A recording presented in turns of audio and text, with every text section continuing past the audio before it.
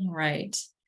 Again, welcome everyone to the Forest Stewardship Cone and Seed Collection webinar.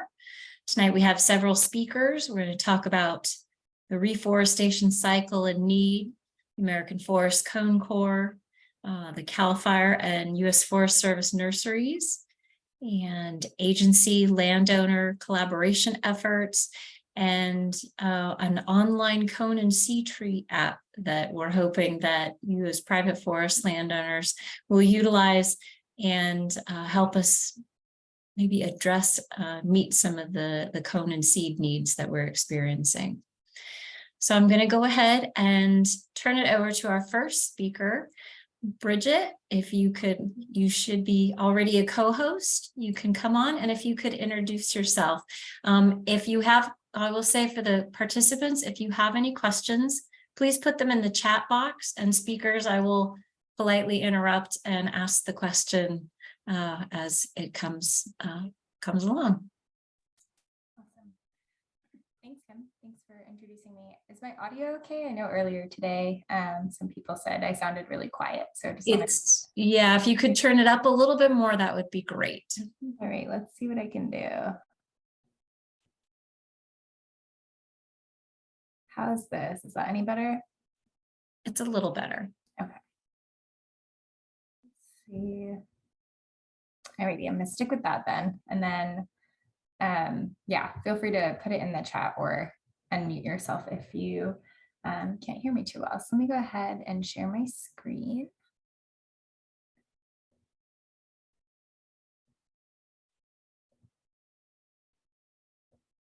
Alrighty. And then if you can't see my screen, please let me know so that. Alrighty, I'll dive in. So thanks everyone for having me. My name is Bridget Mulkerin. I'm the California Cone Corps Manager with American Forests. I started with American Forests nearly a year ago. And prior to being at American Forests, I was studying for my master's degree in environmental policy, and I also was an AmeriCorps volunteer and a Peace Corps volunteer. The reason I bring up my background is because prior to working at American Forests, I had the opportunity to work with many landowners who were planting either in urban landscapes, supporting at volunteer events for wetland and forest restoration. And in the Peace Corps, I had the opportunity to work with farmers who were planting native trees in their own farms. And from that work, I recognized really the importance of landowners having opportunities to plant on their own land, but also the value that it has for local ecosystems, economies, communities, and much more. So I really appreciate you all being here and wanting to learn more. With that, I will dive in to the Reforestation Pipeline Partnership and the reforestation cycle in California. So my first question for everybody is just what interests you in learning more about cone collection and reforestation in general? If you want to put that in the chat, feel free. That would be awesome to just to learn from you all. Alrighty, and then I'm going to go over the agenda. So first I'll give some background on American Forests and the work that we do. I'll go into the California's seed need, and then I'll move into the Reforestation Pipeline Partnership and specifically Cone Corps, which is the program that I am managing. And at the end, I'll leave time for questions and answers as well. So American Forests is the nation's oldest conservation organization, and we work to pre-store and restore forest ecosystems for the benefit of people, water, wildlife, and climate. I already mentioned this piece, but to dive in a little bit more, we are nearly 150 years old, headquartered in Washington, D.C., and worked to establish the Civilian Conservation Corps with President Roosevelt. Also worked to develop the Forest Service with the Department of Agriculture, and more recently have been involved in policies such as the Inflation Reduction Act. We envision a world where people have equitable access to forest benefits. And one really awesome tool that really aligns with our vision that American Forest has developed is the tree equity tool, which is a tool that's online. You can search tree equity score on our website or on Google, and it should pop up. From there, you can input your zip code and actually see what your tree equity score is for your neighborhood. I believe it was Phoenix that recently utilized their tree equity score to implement their urban forestry reforestation plan. So it's a fun tool to learn more about your community. Our impact model includes 3 parts. So there's an innovation lab. So that tool that I just mentioned was developed through our innovation lab. We also have research that has been conducted about reforestation efforts across the country. We work with place-based partners to restore and restore those forest landscapes, both in urban settings and in large forest landscapes. And finally, we are involved in that movement building that I mentioned earlier. So the passing of the Inflation Reduction Act to ensure that we have funding at the federal level to support reforestation across the country, as well as other career pathway programs on both the urban and landscape side of forestry, and are involved throughout the United States in different campaigns and coalitions to improve our forest ecosystems. American Forest has been working in California since 1991.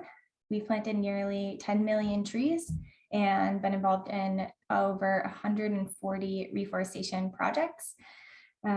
These numbers might have changed since our Southern Reforestation Manager on Sequoia and Kings Canyon is wrapping up her planting season, and our Northern Reforestation Manager, who's based in El Dorado, is wrapping up his planting season as well on the Caldor fire. And additionally, we partner with many organizations and agencies throughout the state. I mentioned earlier that our headquarters are in Washington, D.C., but our second office to open was opened in 2020 in North Fork, California, which is the exact center of California. Alrighty, now moving into California's seed need.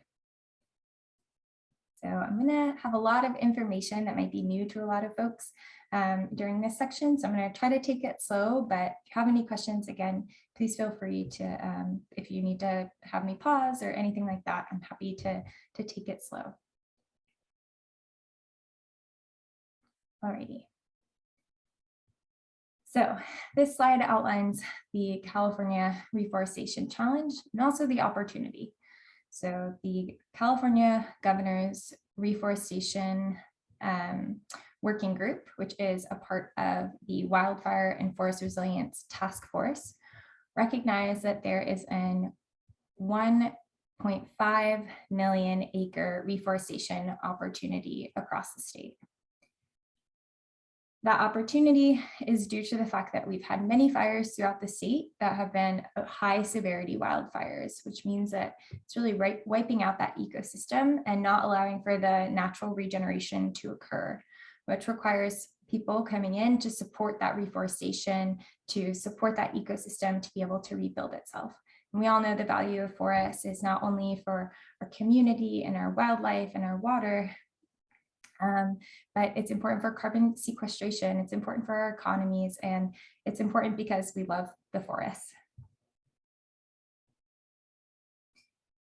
So this was, last week I had the opportunity to go out in the El Dorado National Forest and support with the planting. And you could really see on that scar, I believe it was the King Fire scar, where the high severity wildfire really was up to the top of the canopy of those trees. And so you can recognize just from looking around that that natural regeneration is not likely to occur. And so getting those seedlings in the ground is really important. But there's so many steps before that seedling can get in the ground that are really important to recognize. And that's really what we're all here to talk about, is how that seed can get into the ground, where that, seedling, and where that seed comes from to produce that seedling. So how do we get here? How do we get all the seedlings that are in her pack to be able to put in the ground?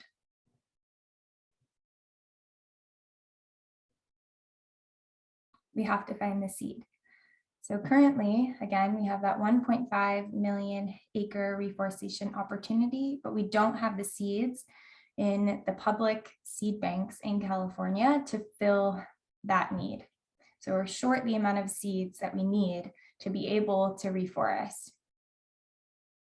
It's becoming more and more challenging as well to acquire these seeds because it takes a lot of energy from trees to produce the cones that are necessary that hold those seeds. All of their energy really goes into that cone production. So with drought and challenging environmental situations such as disease and other factors that have come to play, trees are having to rely on themselves to survive more and producing less and less cone crops. So they don't have as much energy to produce. An example would be the ponderosa pine. The ponderosa pine typically produces cones every 7 years. However, recently, with the amount of stress that ponderosa pines across the West have been under, they're actually producing every 14 years or sometimes even longer. And so knowing that there's further gaps in between these seed crops, it's even more important that we recognize when there's a viable seed crop and that we're able to implement mechanisms to utilize those seeds and have those seeds in our state seed banks. I wanted to show this image because I think that it's really beautiful and it shows that the trees are really, again, putting all their nutrients that they can and all their energy into producing those cones. So when a tree is producing a cone crop, it's very unlikely that they'll be using a lot of energy elsewhere to have new leaf growth or grow in size. They really are using all of that energy. However, if a heat wave comes through in the midst of a tree producing a cone crop, there are times when trees will actually abort that crop and release all of those cones off of the tree. Sometimes this happens really close to the point where the cone is ready to be sent to the nurseries, and sometimes it happens months in advance. That's why it's really important to monitor and have people on the ground being the eyes on the forest watching these cone crops when they are viable. And when I say viable cone crop, really what I'm saying is healthy. So we want to make sure that there's not insect damage, that there's enough cones on the tree and things like that. Also that the tree looks healthy in general. So I mentioned many parts of the reforestation pipeline already, but this is really understanding all the steps that it takes to get that seedling in the ground. So it starts with the seed and finding those seeds, watching those seeds. From there, there's a lot of people behind the scenes taking care of those seeds when they reach the seed banks, caring for those baby seedlings and making sure that they're able to grow in a way that is healthy for them to be outplanted in sometimes really tough conditions out on these forested landscapes. Additionally, there's steps such as site prep and planning for the outplanting. Then there's the outplanting and post-planting monitoring to ensure that we know the best mechanisms and ways to replant depending on the landscape and depending on the ecosystem surrounding. So there's so many steps along the way of this reforestation pipeline. And within each of these steps is not only the resources themselves, the seeds, the seedlings, the shovels even, it's also the people. There's a lot of people involved in reforestation, and getting more people involved in this work is going to be critical as the need is great and we need to increase that pace and scale to reach our goals. So I've talked a lot about seeds so far, but I haven't really talked about where they come from and where the state and federal, we have two public seed banks in the state of California. One is the LA Moran Reforestation Center, which is operated by CAL FIRE, and I believe you'll be hearing from Denia later today. She magnificently manages that seed bank. And then additionally, the U.S. Forest Service seed bank is in Placerville, the Placerville Nursery. So if anyone has any ideas of where those public nurseries receive their seeds from, feel free to put those in the chat or ponder, think about it. It's something that I never really thought about, despite being involved in different aspects of forestry and reforestation before joining American Forests and being involved in this work.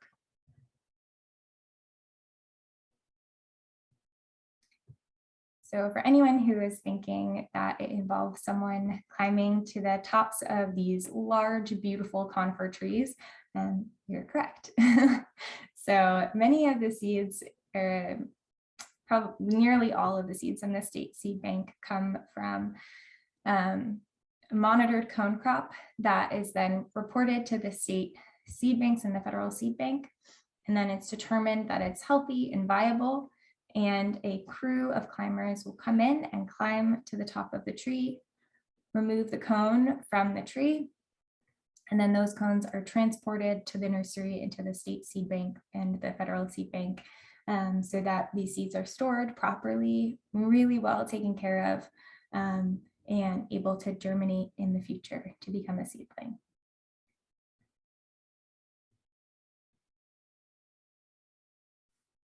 There are other ways that you can acquire seeds as well. However, at the pace that we need these seeds, getting them from wild sources is really our best opportunity at this point. One example of another way to have a seed source is to have a seed orchard. And there are a few in California that are private industry has some seed banks, and the U.S. Forest Service has some seed banks. CAL FIRE and Forest Service are both working to expand potentially, seed orchards throughout the state. But at this point, it would take about 12 to 15 years for some of those trees to produce cones. So it takes time for these trees to mature to be able to produce those cones. And so we don't have that type of time to wait. And the current seed orchards that do exist do not have the genetic diversity that we need. So in order to ensure that we have the genetic integrity of the trees in the California forests and are able to rapidly increase our reforestation efforts, we really need to be looking at these wild cones.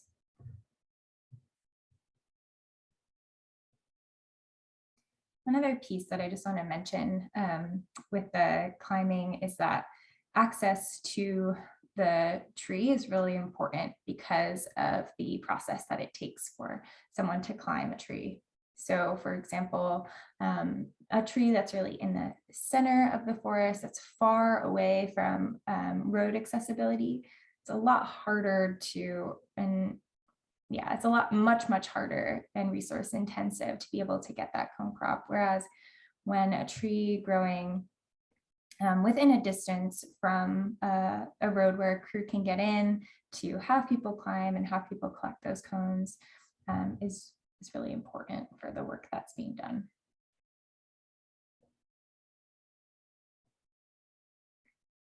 And this is an awesome image that is CAL FIRE's, and I really love to look at it because not only does it really explain that whole reforestation cycle and the pipeline, but it also explains the timing of each piece. So you'll notice that the first one, it's a little hard for me to see because of the zoom bar, but that cone monitoring piece is from June to July.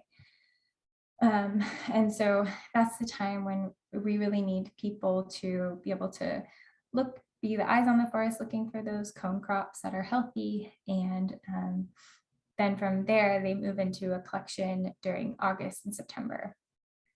One of the things that I want to note is that wildfire season also overlaps with the same time period.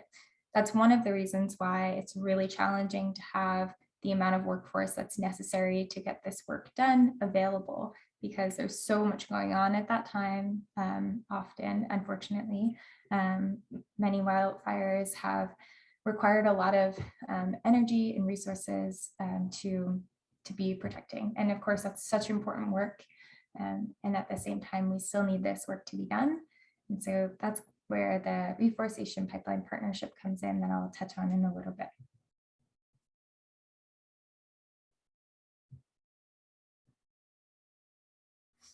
I can't see the chat, but if anyone wanted to ask any questions now, I welcome you to go ahead and unmute. Otherwise, I can continue along. So Bridget, I'll go ahead and read the question. Okay, great. Who judges the quality of the trees on private land?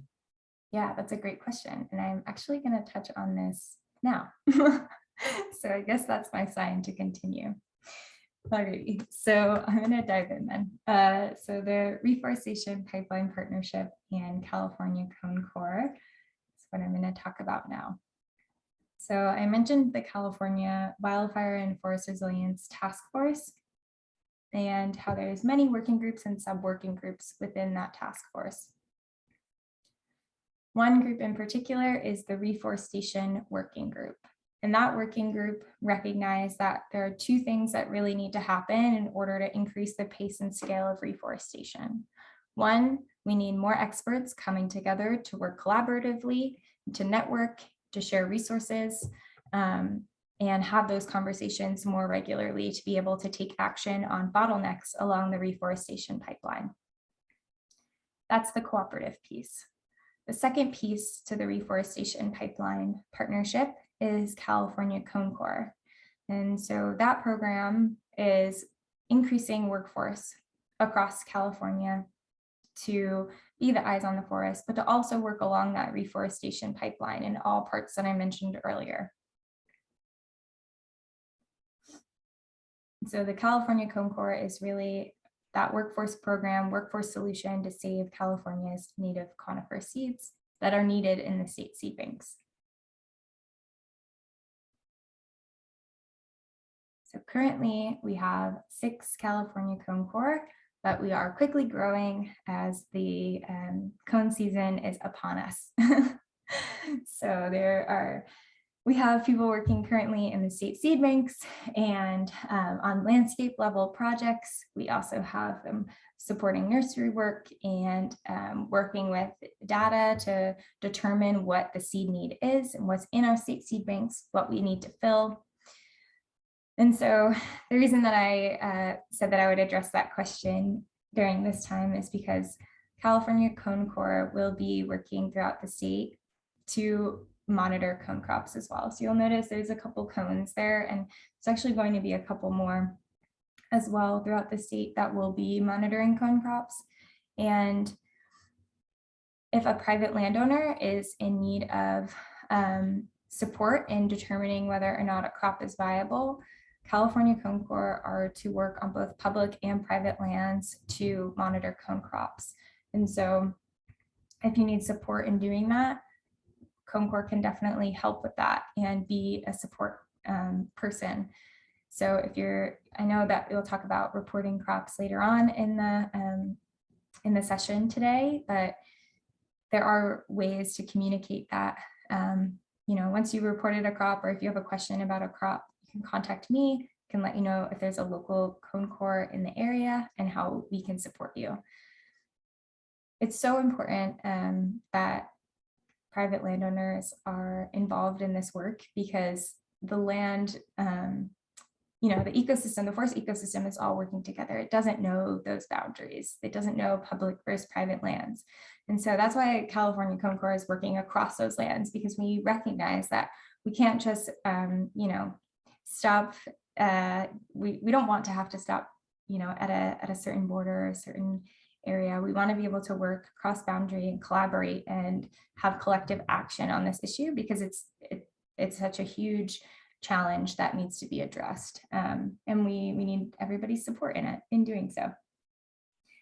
One of the reasons that California Cone Corps is also important is there are not very many it takes a while to catch the eye. I mean, of course, you all have probably seen coastal redwood cones that are very tiny, and then you have other species that have much larger cones, but it takes a while to develop that eye to recognize those cones at times.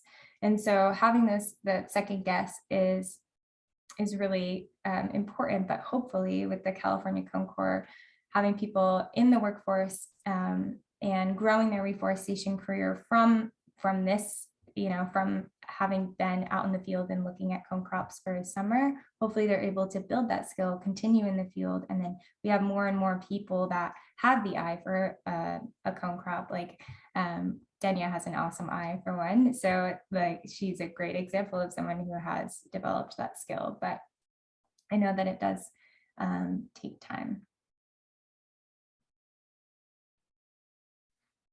So these are our first 2 cone corps that we had brought on, and they are increasing capacity at the state seed banks, but they've also had opportunities to work in other outplanting opportunities as well. So again, how can cone corps support you? You might have talked to Natalie at the nursery. She helps with seedling orders with landowners, but also in that viable cone crop monitoring. So yeah, feel free to reach out to me and I can connect you with someone who's local in your area and be able to support with this work. Alrighty. Does anyone have any questions for me? I can stop sharing my screen here.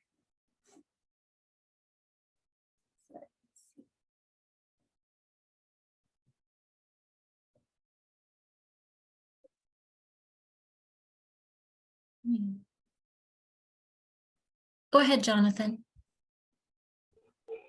I'm wondering, how are we training up new people for the Cone Corps? Yeah, that's a great question. Cone Camp is one of the ways that we will be training our Cone Corps. They'll be attending that, and that is being developed in partnership with American Forests, CAL FIRE, and the U.S. Forest Service, as well as some private industry folks as well. So the Cone Corps will be learning from the experts from CAL FIRE and the U.S. Forest Service, and additionally, I will be hopefully supporting them throughout the season, working to connect with experts who know more than I do when questions arise that are something that I'm not sure of. And so just that continual support both in the field and before going out in the field will be the way that we are training our Cone Corps. And there is a question from Tim in the chat box. Is the state looking for cones from private landowners? And yes. Yes, definitely. And we'll be elaborating on that in just a bit, Tim. Yeah. All righty. Thank you. All right. If you have any more questions for Bridget, you keep going, putting them in the chat box. We have some time at the end of the webinar to answer other questions. So for now, I'm going to turn it over to Denia from CAL FIRE LA Moran Nursery. Denia, do you want to go ahead and introduce yourself? Oh, you're muted. Still muted. Still muted. There we go. Is that better? Yes. Sometimes I can get this to work. Sometimes. Okay. Hi, everyone. My name is Denia Troxell. I am the CAL FIRE State Seed Bank Manager, and I hold this very humbling position here for the state of California. And I have to say, I want to start off by saying Bridget has done a great job at just kind of summarizing everything, really giving a great presentation about what really is our need, our problems throughout the state, and our partnerships that we're trying to develop here with just initiatives, CAL FIRE themselves, myself. I currently am one of 2 full-time employees that kind of have this wonderful task of collecting conifer seeds throughout the entire state of California. So for 2 people, it can be kind of daunting and overwhelming, as you might already know. However, that's why we're kind of doing these sort of outreaches and why we're partnering with American Forests, the U.S. Forest Service, and some private entities, as well as trying to develop contracts with other private companies as well, is because we need to figure out a way to have this cooperative environment where, we share resources. No one person, no one entity can do it alone. That should be kind of like the overwhelming and overarching kind of topic and, takeaway that you get from at least this conversation and this sort of series that you see. All of these fires have devastated areas. I saw some chats here, people have area that have been, devastated by fires or drought, everything else. And what you find is you're not going to find seed in some of your areas. And I want you to take a moment and think about why that is. Bridget mentioned that there are 2 seed banks currently that are somewhat somewhat public. So CAL FIRE's State Seed Bank is the only seed bank in the entire state of California that is run by the state and that will sell seed directly to a customer. The U.S. Forest Service does collect and does have seed in their seed banks. However, that is specifically for the U.S. Forest Service, and under their mandates, they are not allowed to sell seed to customers. We do have some other private, seed banks that occur from private entities, timberland companies, as well as other private companies that are emerging that are great. We need to have more partners in this. But keep in mind that for CAL FIRE, our specific goal here is not to make money out of anything. Our specific goal is to help the private non-industrial landowners through these wonderful collaborations that we're talking about here and in other areas that we'll be pursuing in the future. So with that, I'm going to start with my portion of the conversation, which is we have all of this need. How do we prioritize things? How do we try to go for that crop that might be present, and which areas and what sort of resources do we need in order to try to capture as much information, as much surveys, as much crop out there that we can for the limited resources that we have. So the first option, Bridget already mentioned, is wonderful collaborations. So for CAL FIRE's mission statement is to serve and safeguard the people and protect the properties and resources of California. So we kind of already touched bases on this. Like, what does this mean in terms of reforestation? The seed bank here provides seeds where able to private non-industrial landowners. The primary use of the seeds has been for reforestation purposes post-fires. So I work at LA Moran Reforestation Center in Davis, and we have seeds available for your area. The caveat is, what is your area exactly? For those of you who do not know, CAL FIRE does not own a lot of land. We are not the U.S. Forest Service. We are not major timberland companies. The major land ownerships that we have are the demonstration state forests, which are not representative of what a lot of private industrial landowners need, nor do we have sufficient species and diversity within those areas to have wild collections and stands. And so one of the purposes of this kind of introduction or this talk with you guys here is to see if you guys would be willing to have CAL FIRE and American Forest and our cooperative here kind of have access to your land for cone survey purposes and cone collection purposes. Think about where that seed comes from. I get a lot of wonderful questions from landowners coming to us. I have a reforestation need post-fire. I am in the seed zone and this elevation. Do you have this species? And unfortunately, like you guys have seen in this chat, there's a lot of places that CAL FIRE Seed Bank does not have seed for. One of the main reasons is because of that landowner access. We cannot collect seed on land we do not have access to. So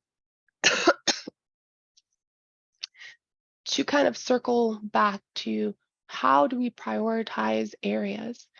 Here at the seed bank, we developed what is called the assessment of needs, which is revised every year depending on fires, depending on demand from their nurseries and from our nursery, as well as just other variables such as any drought that might have occurred, things like that. And the reason why it was done is because the state is immense in proportion, and we're responsible for it. So we did this assessment of needs. It's not anything that is novel. We just simply needed some way to kind of figure out how to get the areas that we're looking to target. So what we did here at the seed bank is we developed a spatial analysis where we took conifer forests and timberlands, we overlapped those footprints, we added the seed zones with elevation bands. We took into account the wildfires that have occurred in the past 10 years. We saw that demand, we created this list of which this middle section right here is a subsection of. This list is massive. We also took into account what is already in the state seed bank and developed this sort of color-coded list where hopefully you guys are able to read this, but we have a key here where the highest priority is any place that has greater than 100 bushels of need. For those of you who are not sure or cannot visualize what a bushel is if you think about a Home Depot bucket, a bushel is a bucket and a half, roughly, depending on species. So that's about nine gallons or so dry weight, dry volume, sorry. So that's a lot that we have to do. So 100 bushels or more is our highest priority, and that's going to be our red color. Medium is going to be between 11 and 100 bushels, and the low priority is white, which is less than 10. And so this list is broken down by seed zone, elevation bands of 500 feet. You see here, we have CAL FIRE units, and the reason we have that is because this assessment is specifically for CAL FIRE and the areas that we would be responsible for. We also have the fire associated with it, with these areas as well. What does this really give us? That's one of the main topics here, is it gives us the need that is incredibly big, and it's 76,304 bushels needed. So if you think again about that Home Depot bucket and a half, 76,000 of that would be needed just to reforest the forested land area in California, 25%, not even 100% of what it used to be, but 25% of that area within a 500-foot elevation band in various species at 25%, at 200 trees per acre. And that's kind of just an average.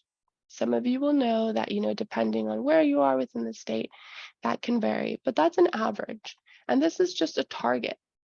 There's no way that we're going to be able to hit 76,000 bushels in 1 year because of many factors, but primarily is because the trees do not produce every year. There's also environmental factors.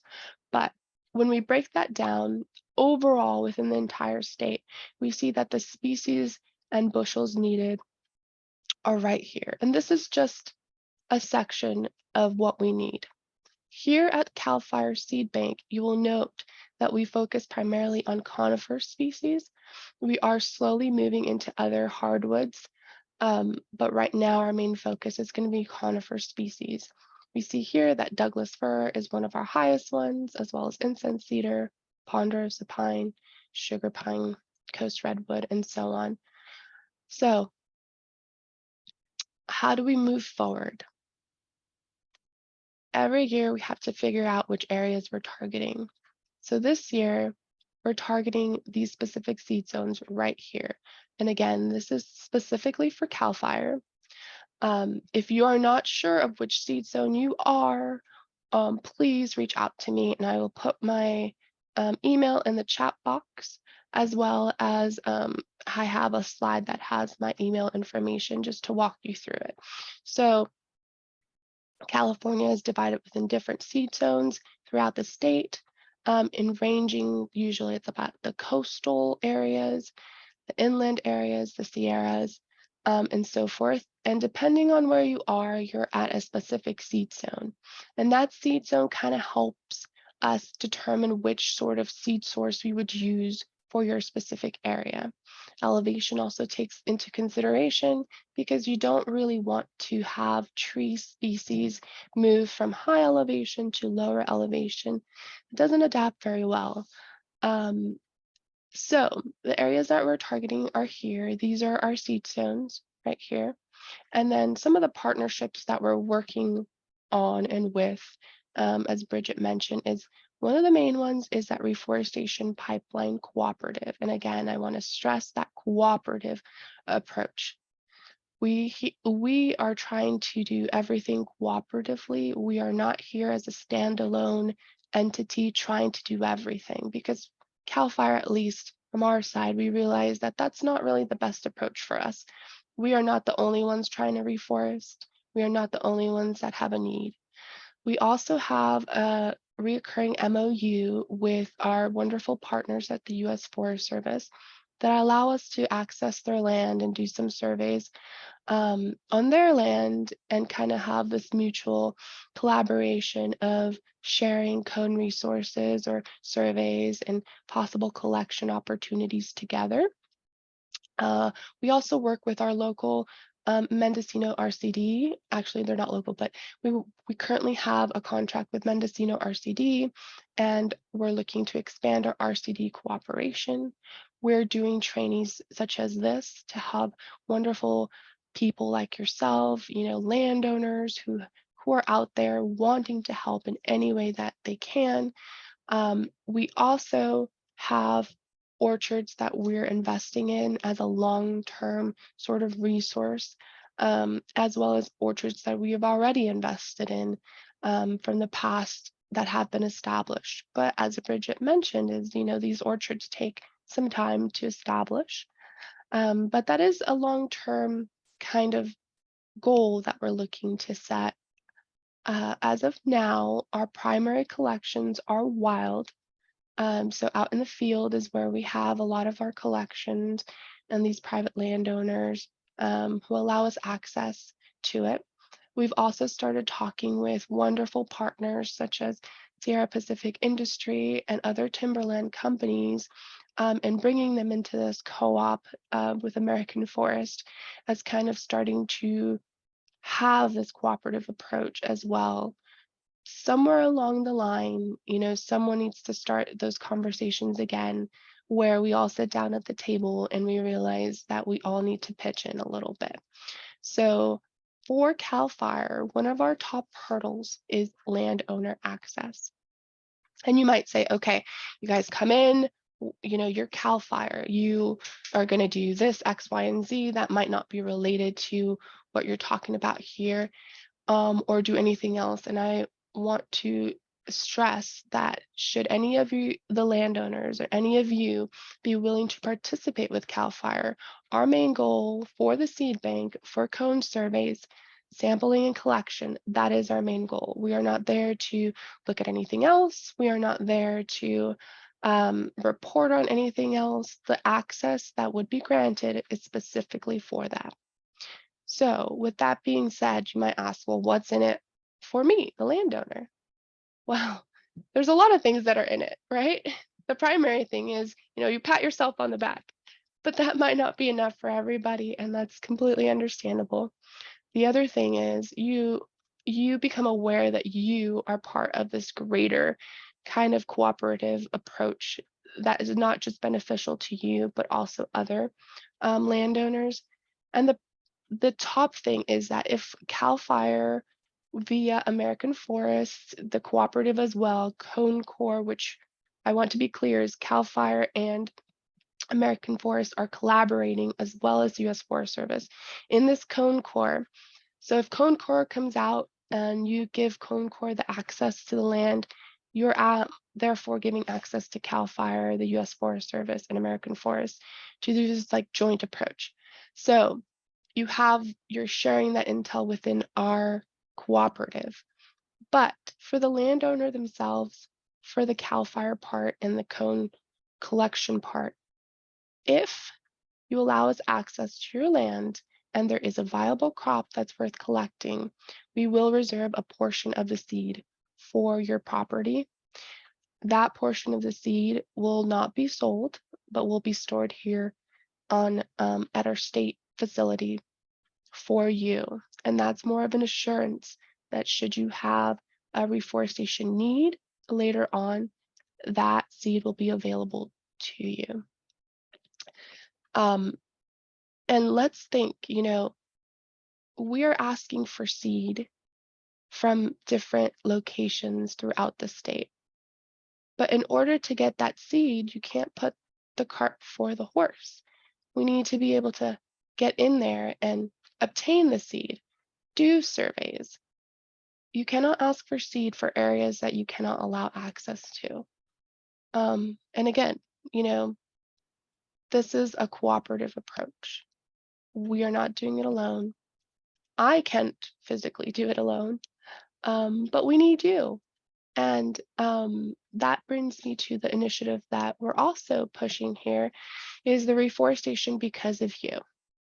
So this is a small pilot program that we're currently doing this year, and it's an outreach letter for landowner access with cone fact sheets and the seeds that we would reserve for you.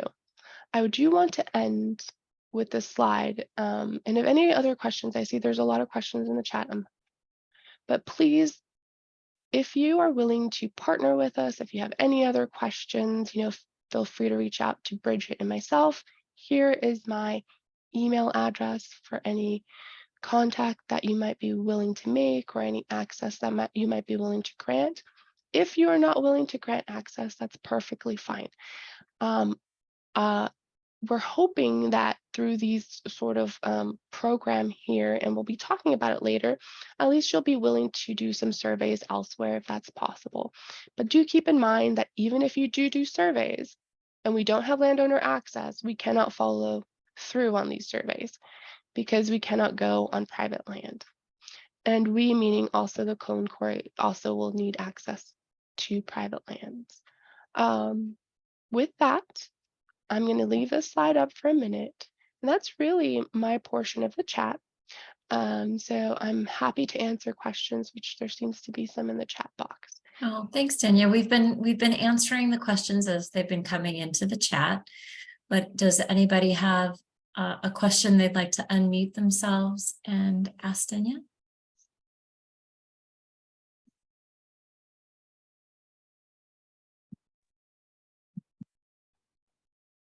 I have a question. Hi. Hi, Gretchen. When a seed is collected, say from your private land and put in the seed bank, how long does it last in storage? I missed the beginning of the program, so you might have already said that, but how long do they store for and how are they stored? Is it chilled? Does it require electricity? How does that function? Thank you. That is a great question. So my general philosophy is garbage in is garbage out. That is why we do viability testing in the field. So for a quick kind of summary, which I did not touch on, so you didn't miss, and I probably should have, is the general cycle of cone season is June, July, we have kind of surveys. Maybe before then, we do surveying, we look out in the field, and we see if there's a crop present.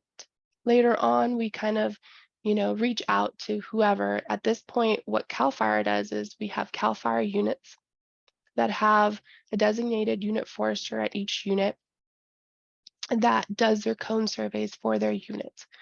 They then give us the cone surveys, and we decide on which crops might be viable or continue to be of importance and follow up on. When that crop is then when we then have access to that land that crop was found on, we do a viability test.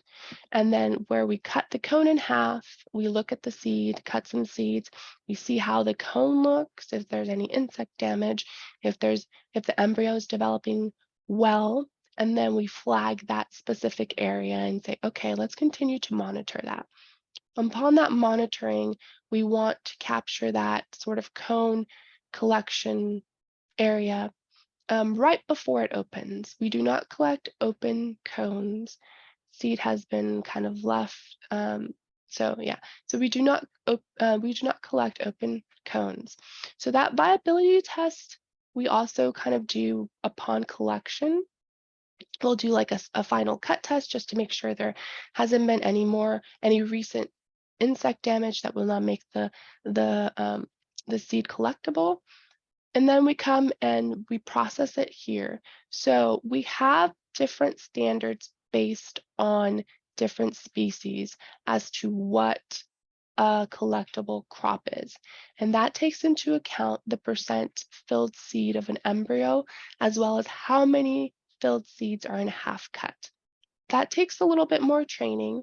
It's kind of something that can be done if you're willing to learn, but there's also a lot of like, okay, is the seed wing, papery? Is it brown?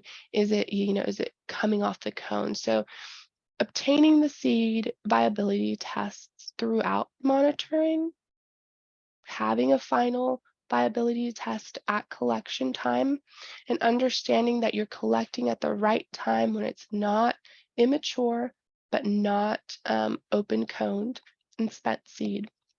If you have all of that, you've done the monitoring, you've done the cutting, you've done the final collection cuts, and you see that everything looks great, there's minimal, if any, insect damage, then your seed is incredibly high quality.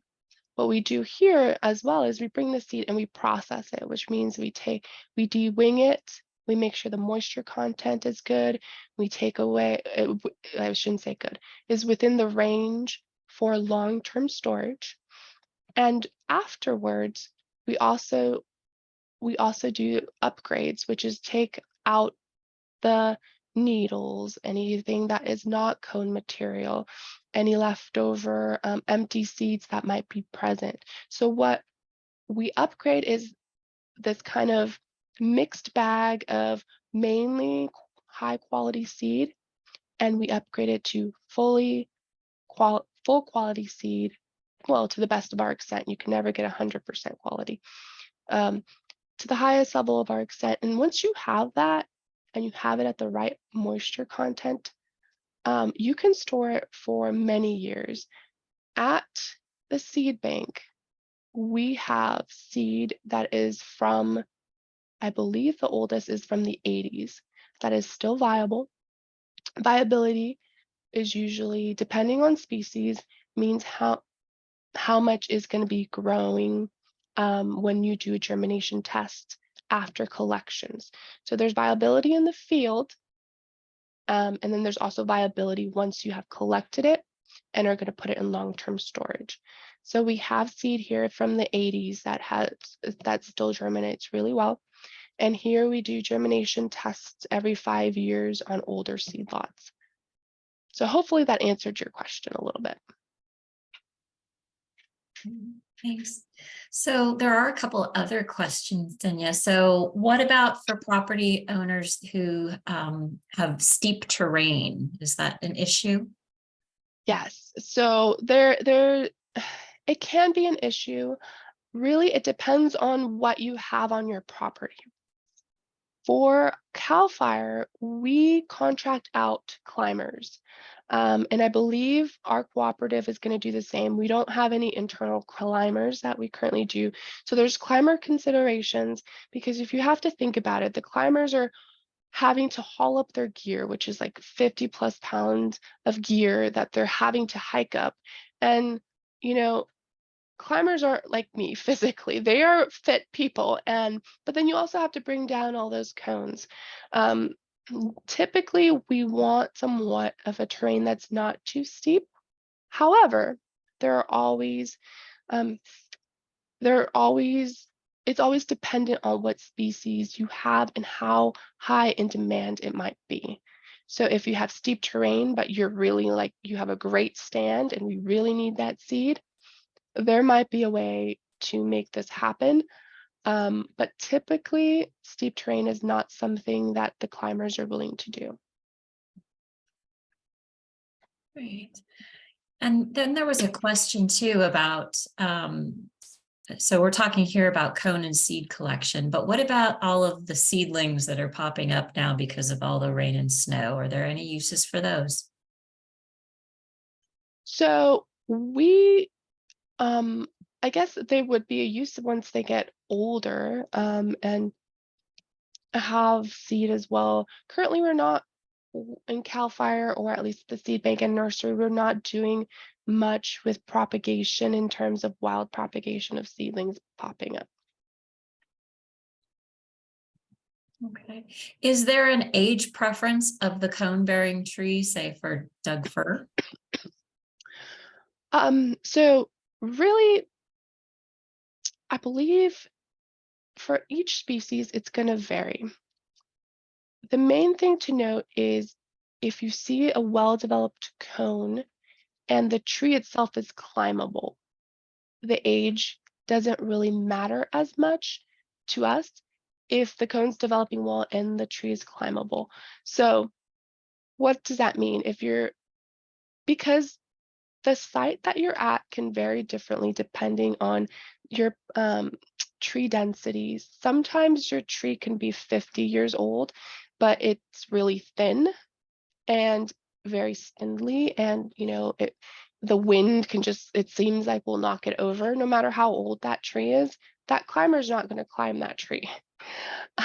So age is kind of not as much into consideration as much as like, okay, what is the diameter of the tree? Is it actually, do the cones look decent? And remember, we're going to be doing viability tests. So we're going to be grabbing some of these cones. And if they look immature, or if they're not developing correctly, then that's not going to be something we're going to go after.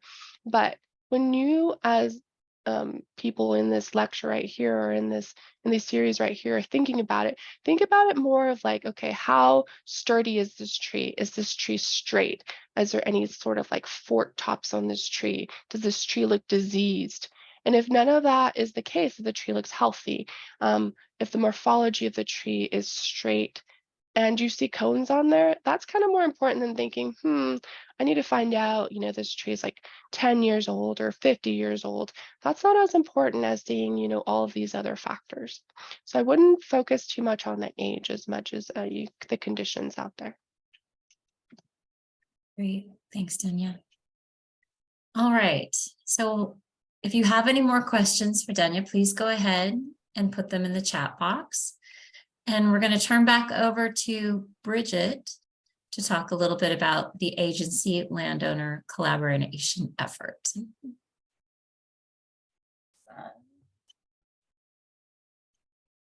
So, Denia, if you could stop sharing your screen. You're out of the way. Yeah, there we go. Everybody good? See my screen? Alrighty. So I mentioned the Reforestation Pipeline Cooperative in the last presentation, but I didn't really explain much about it. So I'm going to take the opportunity now to explain a little bit about that and how that relates to agency and landowner collaboration efforts.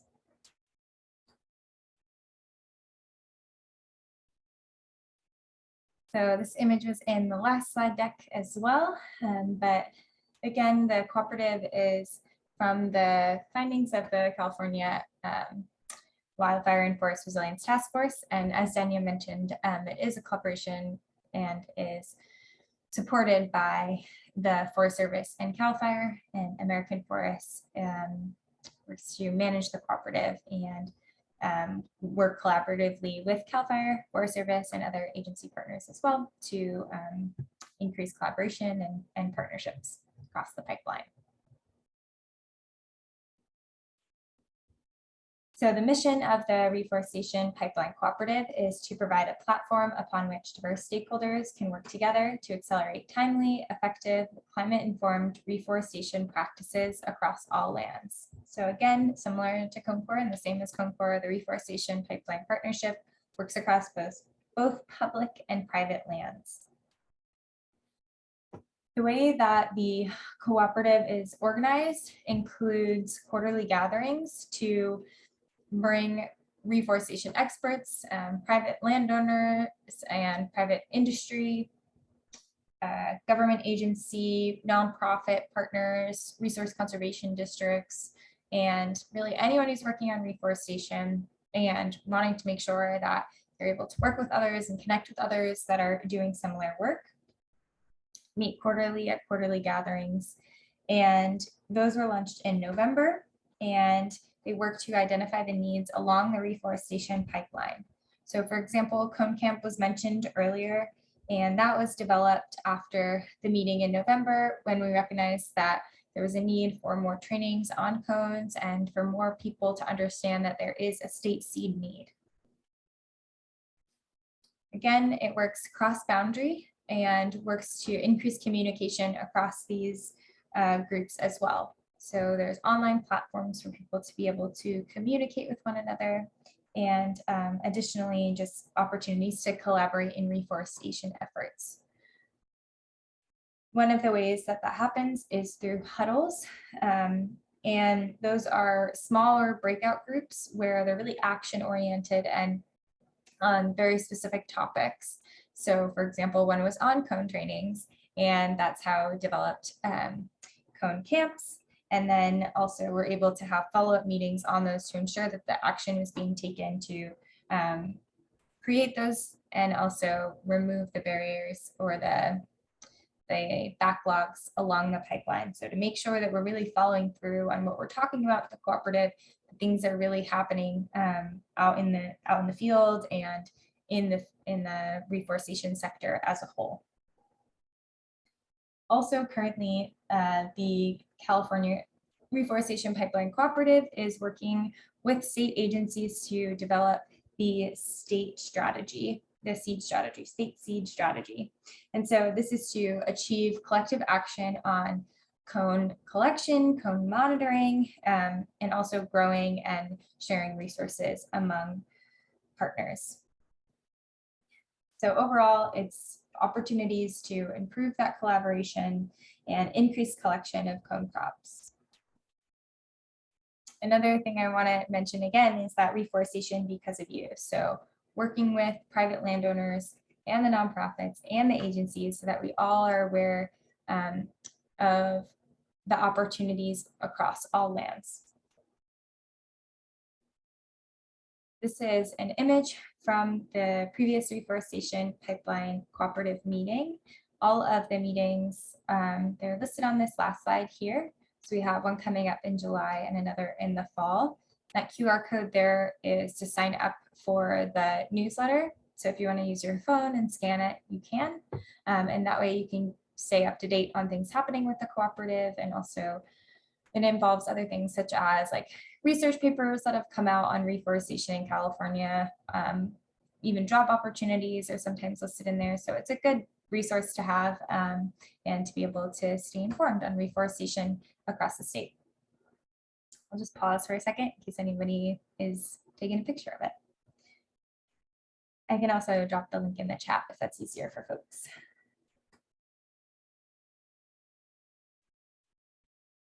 Alrighty, so this outlines again the different groups within the cooperative, or the different ways that the cooperative works. So those quarterly gatherings, the huddles within the quarterly gatherings that I already mentioned, and then also there's that reforestation working group from the task force is the steering group for the cooperative. So we are making sure that we're continuing this work is really what the cooperative is all about, and doing so in a way that is collective action and not in our silos.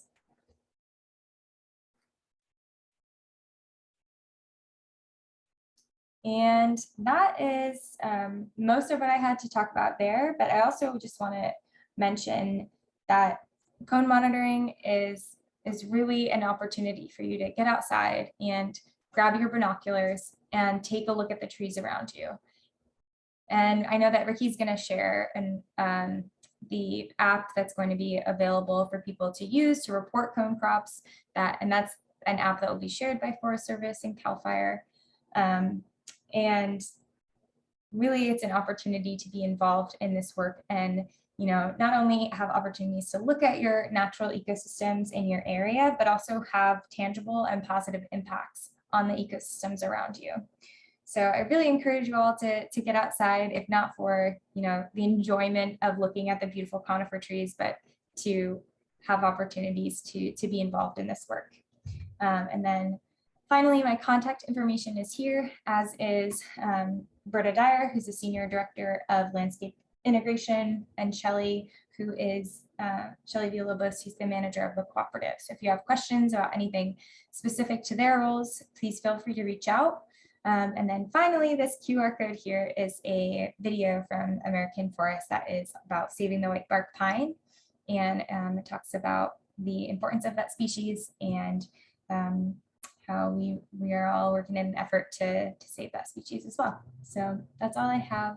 I'll check the chat for any questions, and thank you all. Thanks, Bridget. Yeah, if you could drop the link into the chat, that would be great. Yeah. And then before I turn it over to Ricky, there is a question about, can someone address about a forest with dead trees due to drought in forest with still healthy trees? Let's see, Hugh, you might need to clarify that question just a little bit. I mean, you can unmute yourself and ask it. Okay. I have trees that, you know, I have probably 100 trees on my small piece of property, and about 30 of them have died because of bark beetle. Is it not feasible for anybody to even come here and look at the other trees that are still healthy? That's basically the question. That's a good question. I think Denia would probably have a better answer than I would, but yeah, I'll let you go, Denia. Sure. Yeah, I think, you know, one of the things that we want to kind of establish is like what is considered, you know, a collectible crop, which we may not have touched too much on here. But collectible crop can vary. Usually we're looking within a stand, a few trees, around 10 trees or so. We're happy to do surveys, but that also, you know, like Bridget mentioned, like if you want to go outside, Ricky will introduce the tree survey app or the survey app, in which case you can feed us information as like picture wise to see what, you know, your trees look like and whether or not there is a crop present. And then from there we can continue things, but I don't want to say we would rule anything out until we have like a visual of what, you know, your trees look like as well. So please, and Bridget can also add if she'd like to address anything further, but that would be my recommendation is, you know, if you're able to do information regarding or a survey and send us a picture and let us see what it visually looks like. Don't rule it out. We're not going to rule it out. All right, thank you. Yeah, and with the needle testing, I know we like for sugar pines that are rust resistant sugar pines, it may be that the healthier trees, if that was a disease that was in an area, those trees, you know, we really would want to collect from. So despite them being surrounded by that mortality, they could be really great assets to the seed bank and to the future of reforestation. So I think it's worth it. And also just having that data is something that both CAL FIRE, Forest Service, American Forests across the state, we're looking to know what cones are out there and what's producing. So I think the data in general is helpful, but yeah, appreciate all your efforts. Thanks, Bridget. All right, I'm going to go ahead and turn this over to Ricky. Continue to put your questions in the chat box. We're loving reading all the questions. Ricky, you should have co-host status, and why don't you make sure you introduce yourself? Yeah, thanks, Kim. sorry, give me 1 second here. I just saw that last question there in chat about cone years variability by species and zone and years, and the answer was yes. And I recall a really interesting publication that came out that looked at just how variable it can be. So unfortunately, there's no good answer for it. Just that, yes, it varies quite a bit from year to year. So hopefully you can all see my slideshow now. So my name is Satomi. I'm a forest advisor with UC Extension. I am based in the Western Sierras, so I cover Sutter, Yuba, Butte, Nevada counties. But UC has been helping CAL FIRE and American Forests and the Forest Service work together to try to build out a cone collection app that we can use to submit observations of cones. As many of you guys know, have noted, many of you guys have trees. Some of them do have cones, and these are really critical information that we do need to collect and we want to be aware of so that we can help inform and craft a larger narrative of where we can focus our limited cone collection resources throughout the state for any given year. There we go. Once again, this is just that quick overview that Bridget had shared earlier. Yeah, it's a great overview of the reforestation cycle. I did take a minute while we were chatting to add in a small note on step 0, which I think is very relevant for this group here. And that we do want to help and provide our agency partners with access where we can to try to increase the number of areas and locations where we can collect cones. I also did want to just point out, we don't have time today to go through the entire reforestation process and the cone processing process. Denia did touch on quite a bit of it today.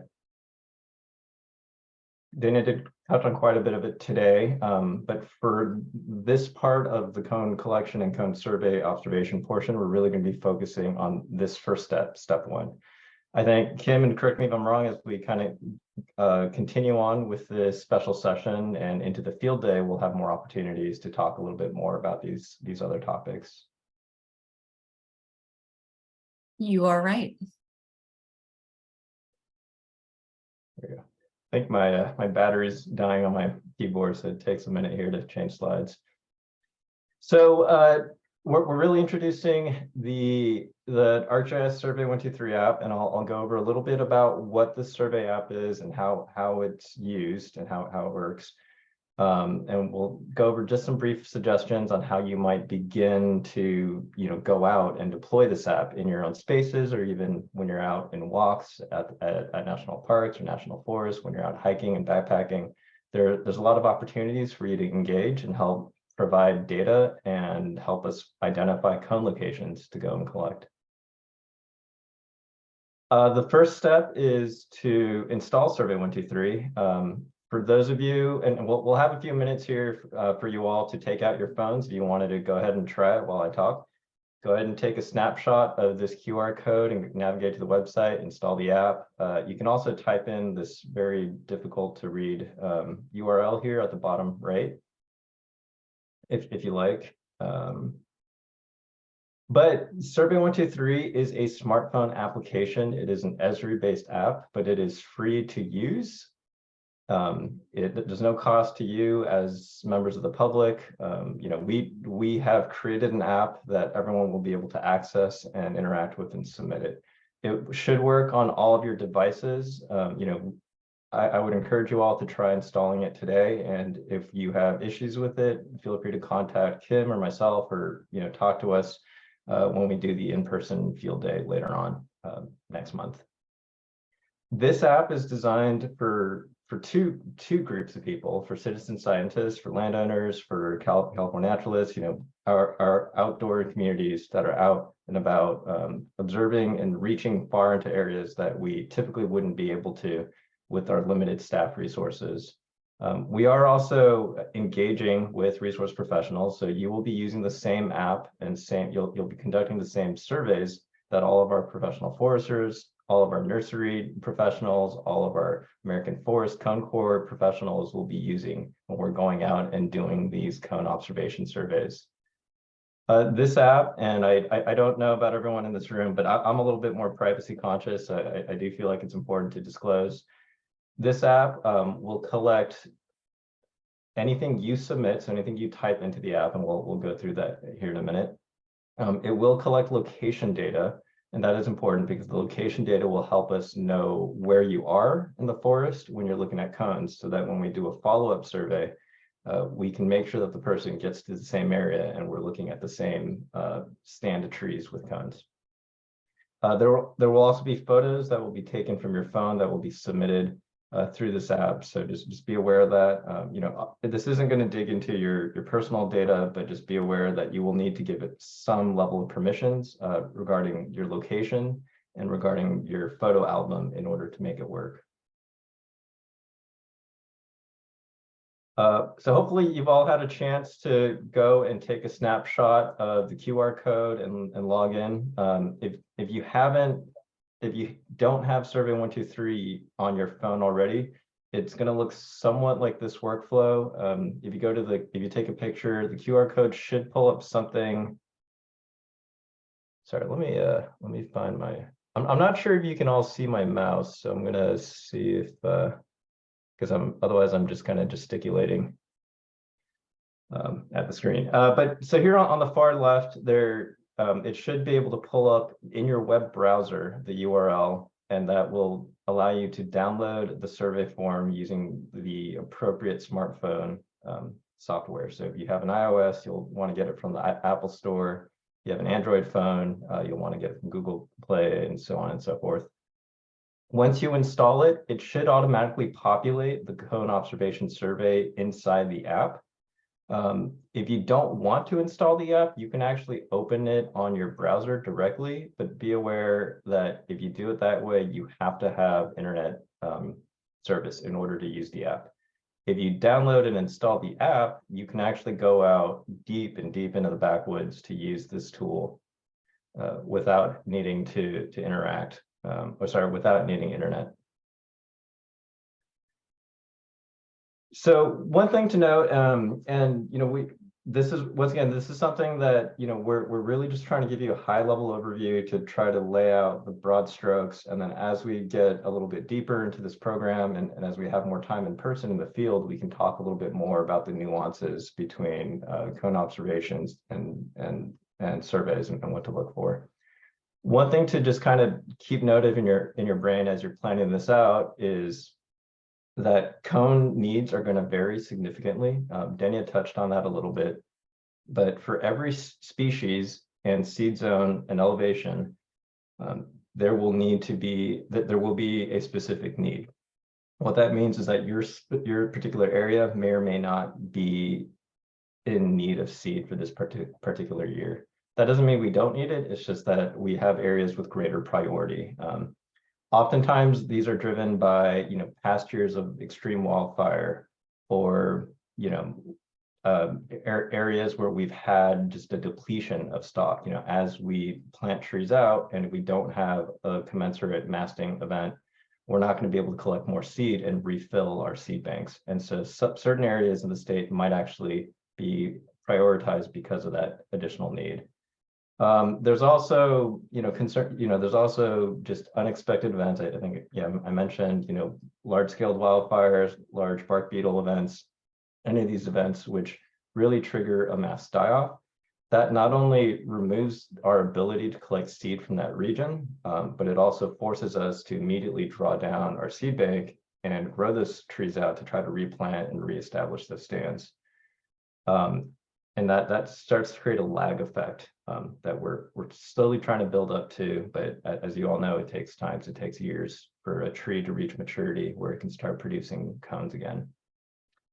One thing of note, and this is kind of an exception, and this is also what Bridget was hinting at earlier regarding the sugar pine, is sugar pine is unique in the state with the fact that we are always looking for blister rust resistant sugar pine.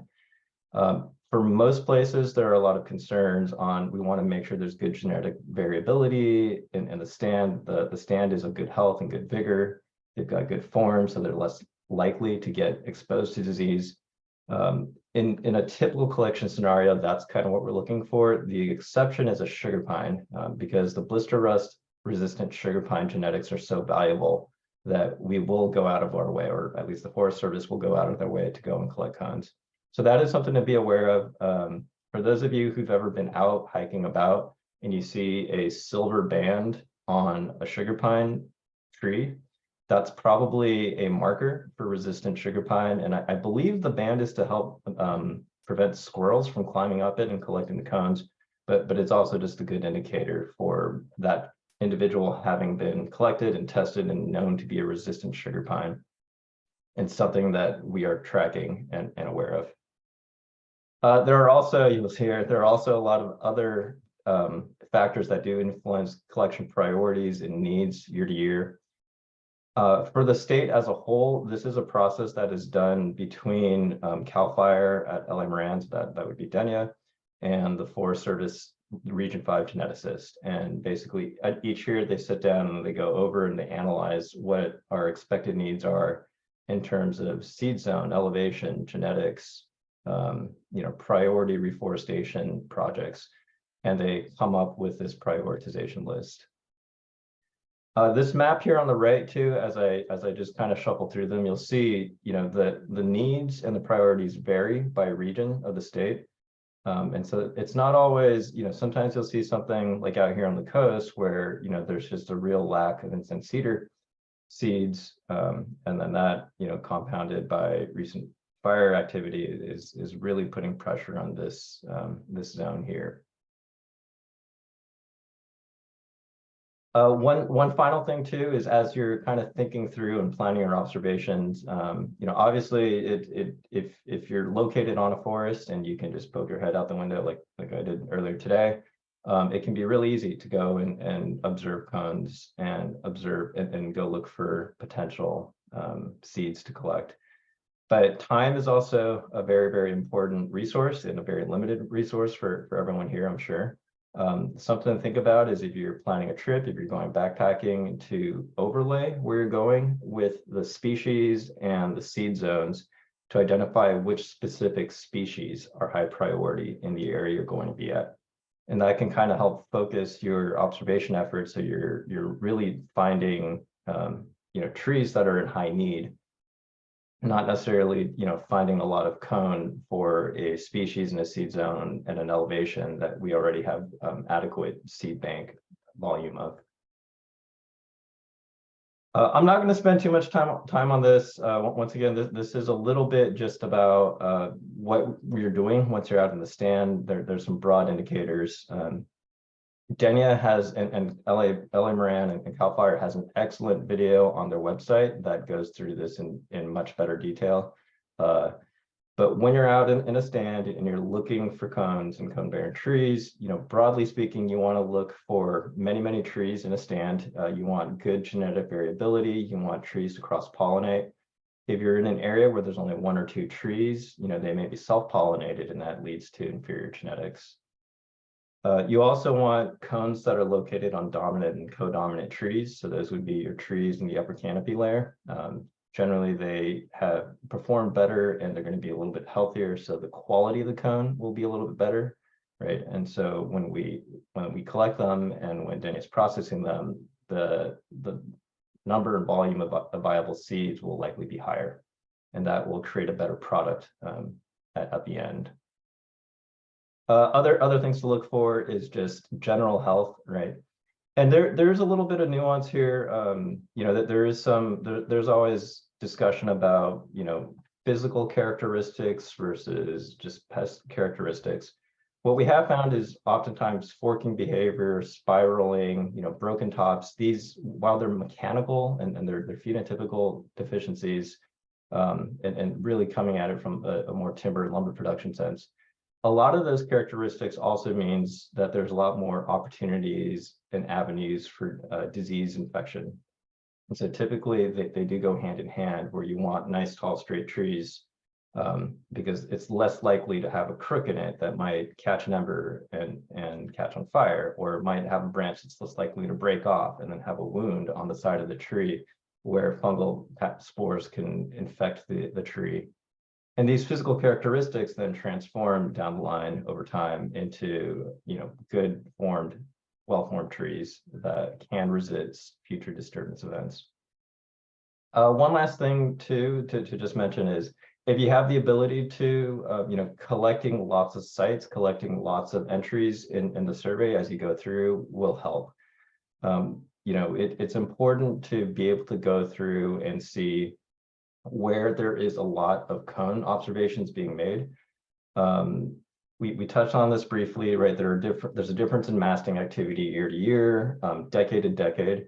So oftentimes a specific region for a specific species at a specific elevation will be very prolific, but the same species in a slightly different seed zone, or that same species in the same seed zone at a slightly different elevation, or that same species at the same elevation on a north facing versus a south facing slope may or may not have the same masting activity.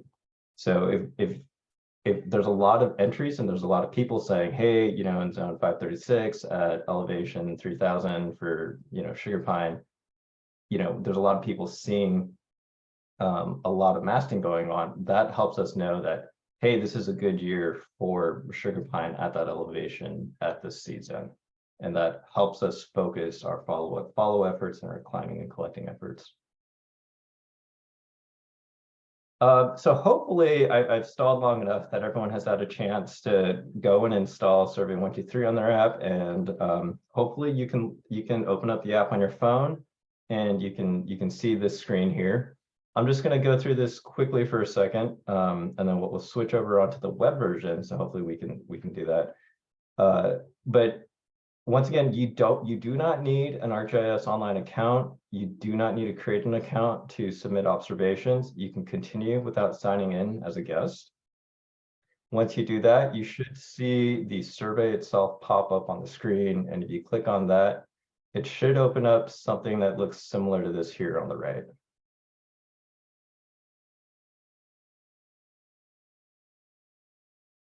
So hopefully, as you're all looking at this, you can now see my computer screen, which should hopefully see this same thing. Yes, we can see it, Rick. Okay, perfect. Yeah, so as you go through, there's quite a few fields in the survey form, but you can just try it on your phone as you go through. The first one is, where are you? And once again, this really touches back to the permissions and access restriction, which is a significant obstacle for us being able to go out and have American Forests or CAL FIRE or Forest Service crews go out and observe and monitor cones on that stand. So, if you're on federal land or state land or parks land, go ahead and press public land and you're all clear. If you need to go to private land, any information you can provide about the property owner, anything you can do to help the LA Moran and Placerville and American Forests get in touch with the landowner to ask for permission and confirm access would be greatly appreciated. So phone number would be really nice if you can find it. Email would be preferred if at all possible.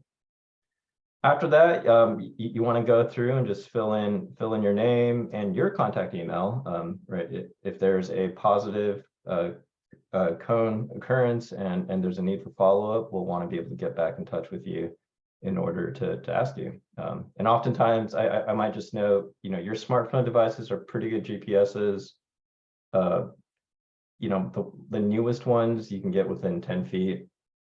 But if you're down at the bottom of a draw and you're in, 100% canopy, your GPS signal might not be great. So the signal that is collected on the phone may not be exactly where it is in the forest where you're seeing the cones. And so we might need it, or someone might be wanting to follow up with you to just confirm that the observation is located where they thought it was. As you go through, you'll see you can go through and select different species. If it's not listed here, there's a short list here, but if it's not listed here, you can just go in and enter your own species of interest. And there's a brief guide on features to collect.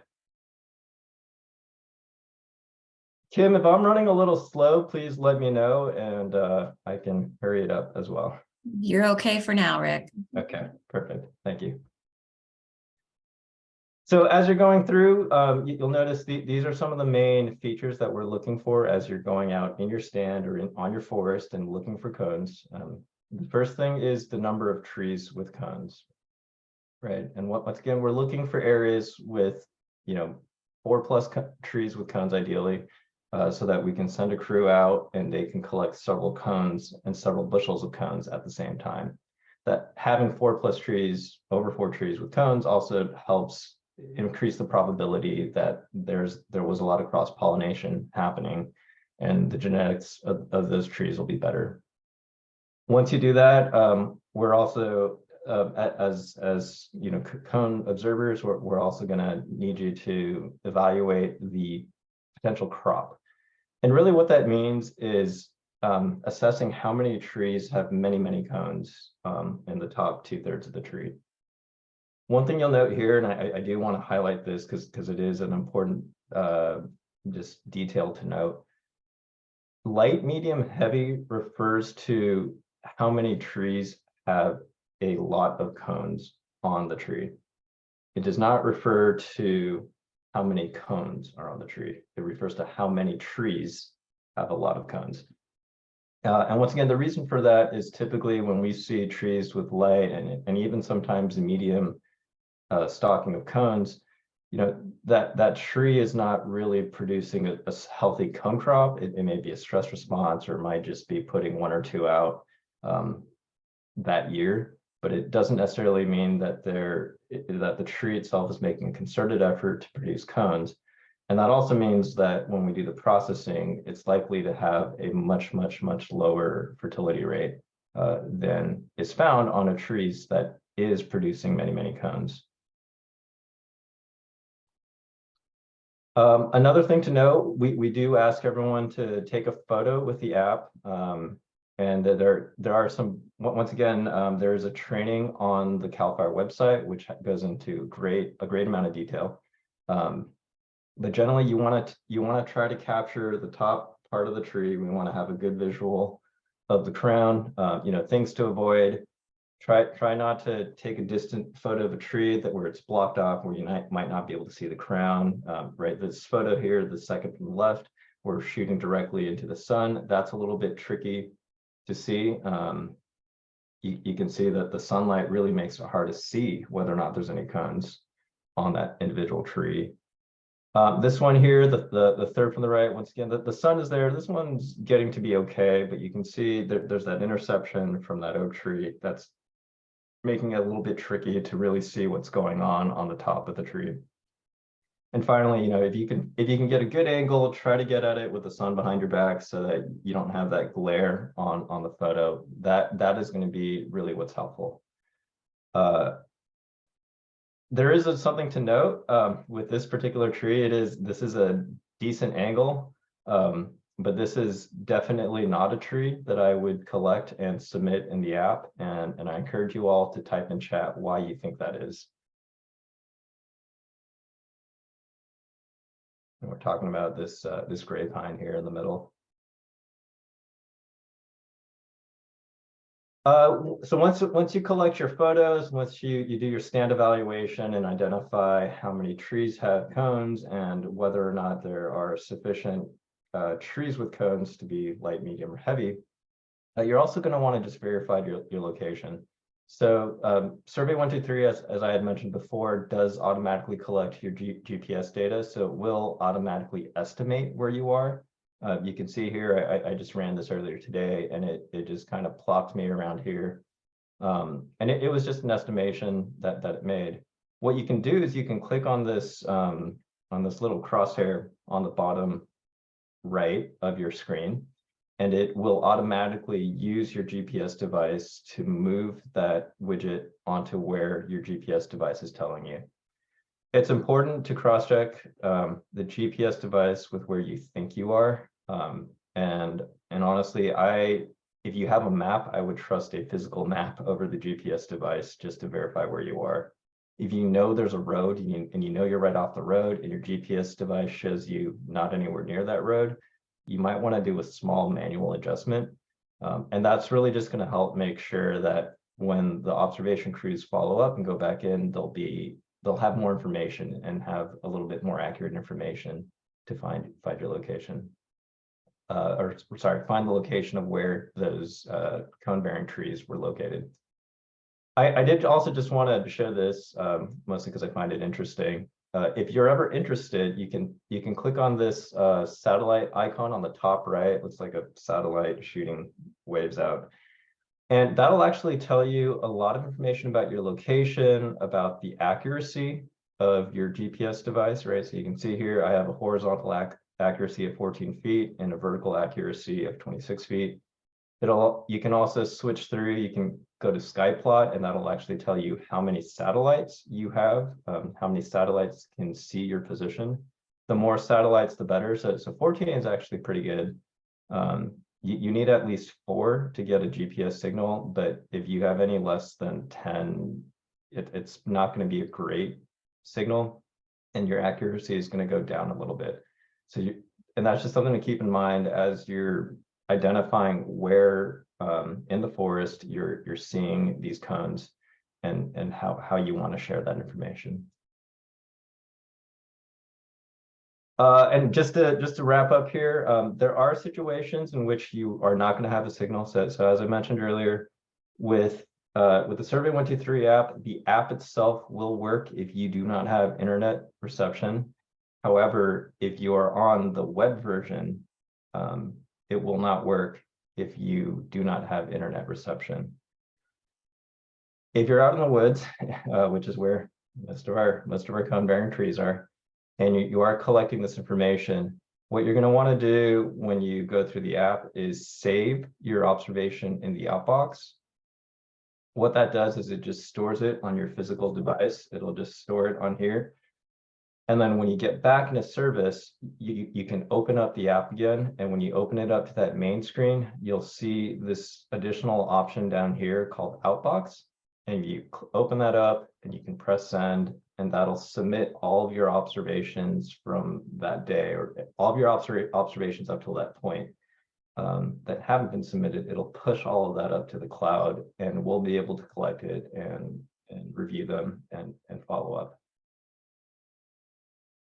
So with that, that's all I had to share, but open it up to questions. Well, so Ricky, the consensus, well, as to why that picture was not good. We've got a couple answers. Because it's a gray pine. It has only a few cones, has some sort of defect. These are, so I will push back a little bit on gray pines not being useful. They are incredibly difficult to cut into straight boards. They're incredibly pitchy. They are very flammable. One thing that I have heard about them that is really neat is they are very hard, and they make for very, very hard, very, very durable boards if you ever need something that sees a lot of use. But those are all correct answers. Gray pine is not a species that is on the high priority seed needs list currently. One of the other reasons why that was not a good cone observation was because that it had a very low amount of cones. So there were insufficient cones on that individual tree, and also that tree was an isolate. There was only one other gray pine located in that area. So the genetics for that region would be poor, and therefore not something that we would actually want to collect cones off of.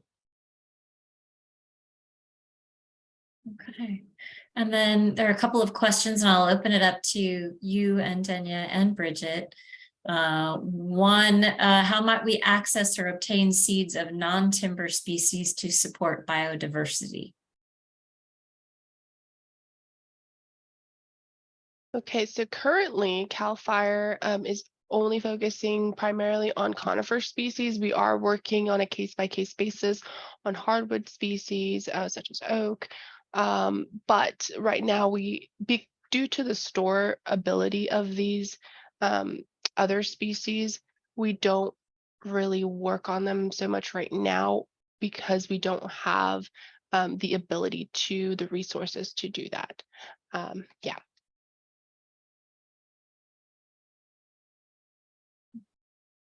Okay.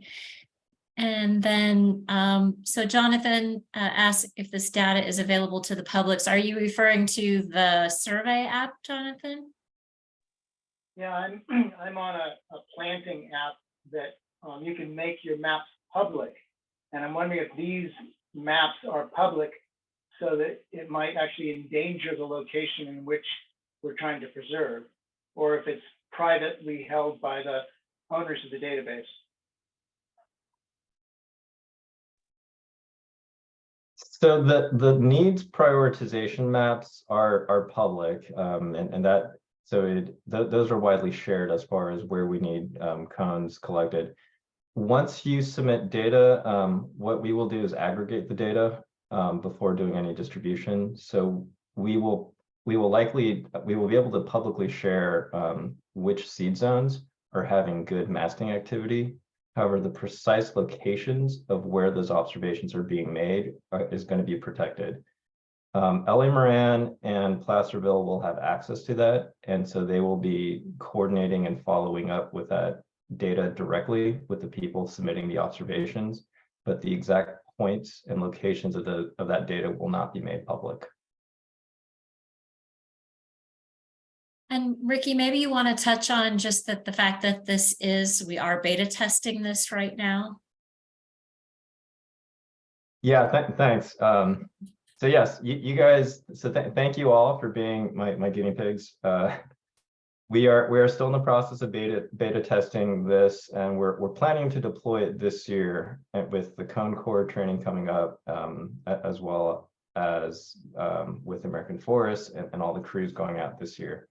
So it is still in a beta test. We're relatively firm on the way the app is going to be structured.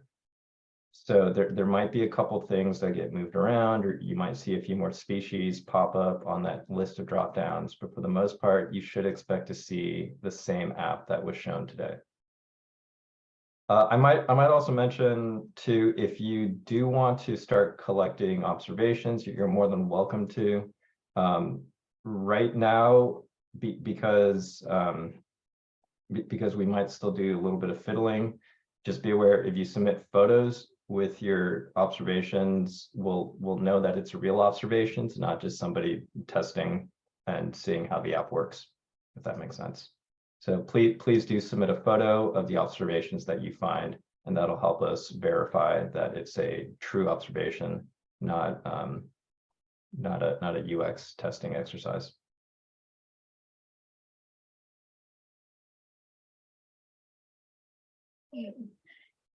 All right, so I'm going to go ahead and give a plug too for the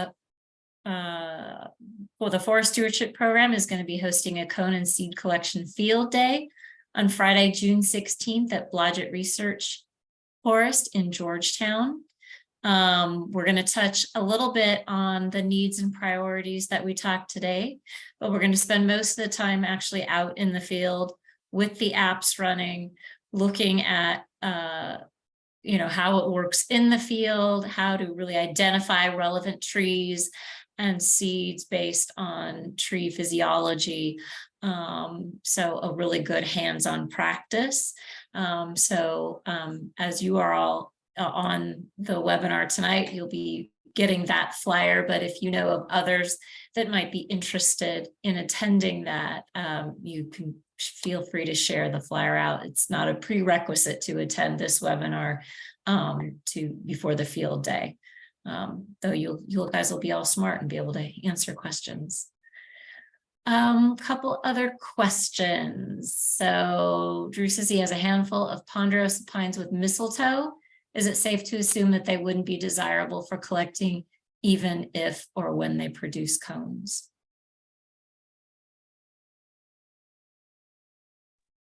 This came up in a recent discussion we had. So depending on how the tree looks and what the structure is, the fact that it might have cones is not really too much of an issue so much as a climber liability. So having mistletoe can be indicative of other things wrong with the tree, such as, it may have rotting, or it may have other issues that would make it unclimbable. So it would need like an assessment just to make sure if the tree is, if we're able to climb the tree. So it doesn't necessarily rule it out, but because it has mistletoe, it does kind of indicate other issues.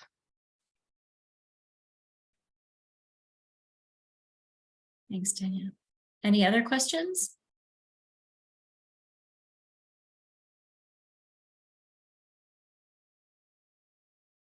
All right.